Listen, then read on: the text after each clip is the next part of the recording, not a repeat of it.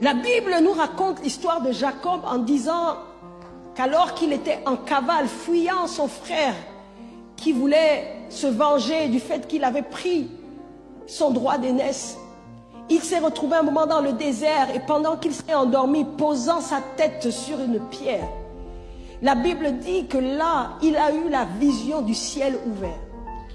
Il a vu le ciel ouvert et une échelle qui descendait du ciel jusqu'à l'endroit où il se trouvait sur la terre. Et là, la Bible dit qu'il a vu des anges qui montaient et descendaient.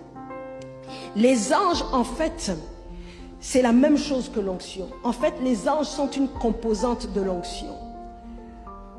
De la même façon que dans votre salive, il y a plusieurs composantes, mais tout ça est appelé salive. Mais de la même façon, quand on parle d'onction, on parle des anges. Parce que les anges font partie de l'onction. Donc en fait, Jacob a ressenti une onction. Et quand il a ressenti l'onction, parce qu'effectivement, il y avait la présence des anges qui montaient et descendaient. La Bible dit qu'il s'est exclamé, je ne savais pas, mais c'est ici la maison de l'Éternel. Dieu est ici. En fait, quand vous sentez la présence de Dieu, il y a une réaction appropriée que vous devez avoir. Et la Bible dit qu'à la suite de ce constat, de cette observation, eh bien, Jacob a bâti un autel à Dieu. En fait, quand vous voyez des gens se lever pour donner leur offrande parce qu'ils sont touchés par la parole, en fait, ils sont en train de bâtir un autel. Parce que ce qui se passe, c'est que quand l'onction se manifeste, l'onction est neutre. Et c'est l'acte que vous posez qui donne à l'onction une direction, qui donne à l'onction une forme.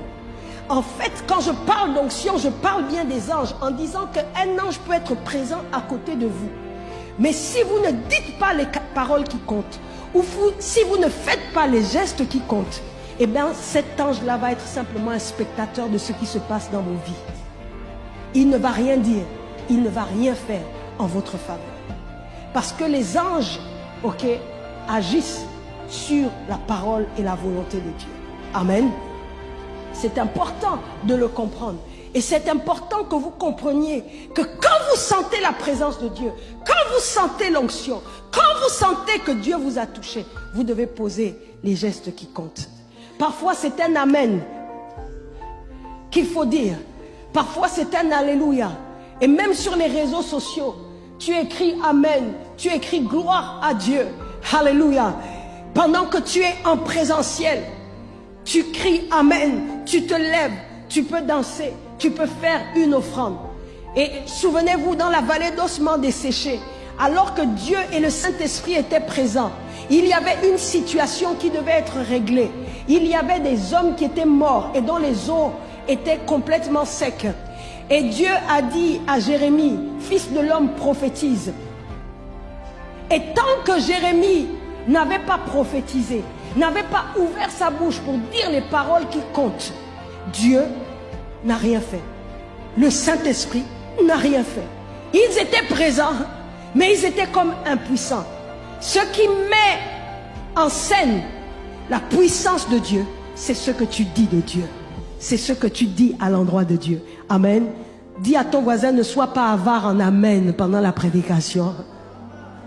Ne sois pas avare en offrande.